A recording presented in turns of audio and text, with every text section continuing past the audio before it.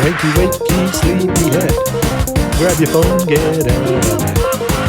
It's time for Ashmonday Rambles, 'cause yesterday was Memorial Day, so we didn't have school, yeah. Good morning, monsters. I hope you had a really great Memorial Day.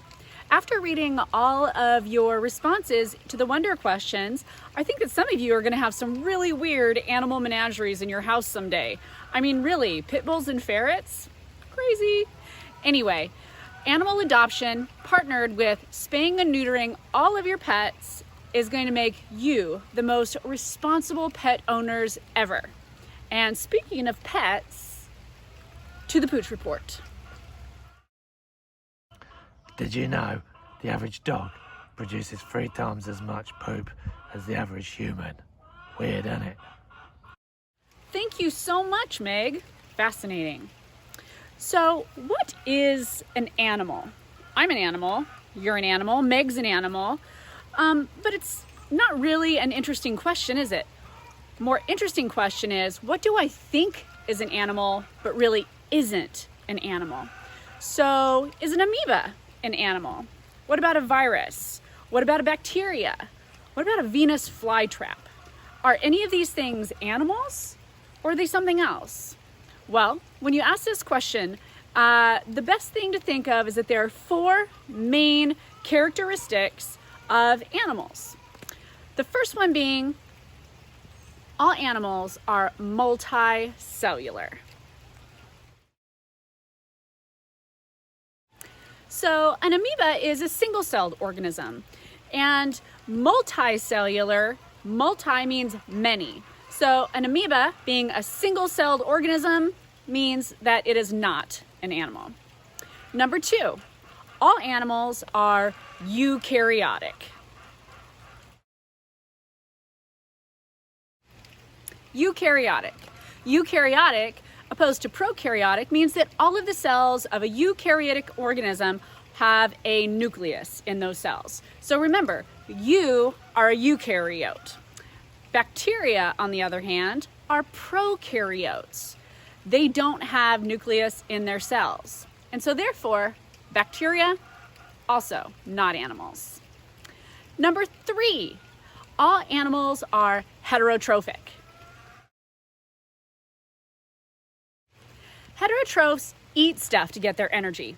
I eat a lot of stuff and I don't use all that much energy. But we're not using photosynthesis. We use cellular respiration.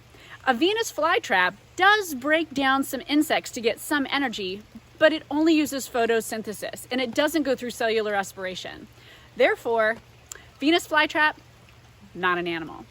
And finally, number 4, animals have no cell walls. Now we have a cell membrane, but not a sturdy cell wall. So no cell walls. That leaves us with, are viruses animals? Well, actually this is something we have in common. Viruses also don't have cell walls, just like we don't. But the truth of the matter is, viruses aren't even considered living. Isn't that weird? Because we often hear the term live virus or a virus is multiplying, but they don't have a cell wall at all either, or any type of thing that bounds it. They're not even alive at all. So therefore, they cannot be considered animals.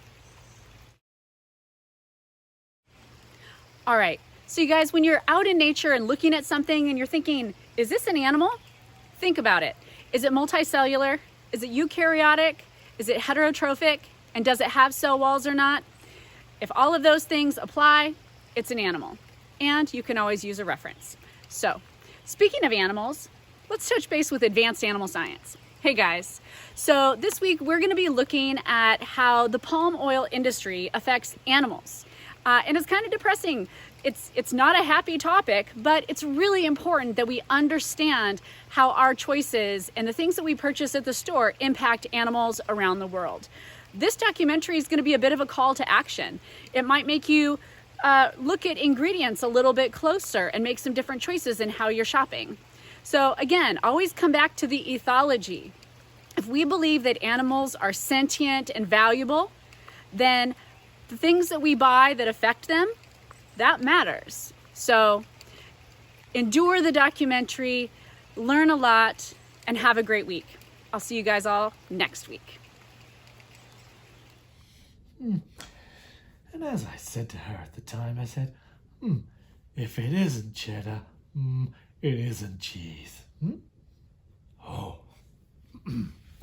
excuse me. Mortimer Braithwaite here. Now, congratulations on making it to the end of the video. I do happen to have a little joke for you as a reward. Now, as Miss Ashman was talking about pets at the start, I happen to have a pet-related jape for you as a little bit of a treat. Hope you like it. Now, what did the cat get that ate a ball of wool? She had mittens.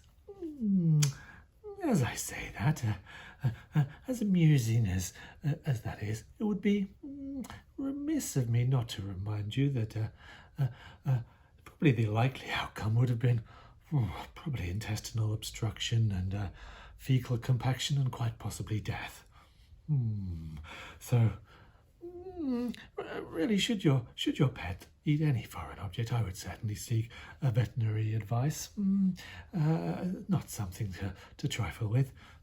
Reminds me of when my dog ate my sock. Fortunately, it passed all the way through, but let's just say it never fit quite right again. Anyway, thank you very much. Have a lovely rest of your week, of course. Always nice to see you, and hopefully see you again this time next week. Okay, take care.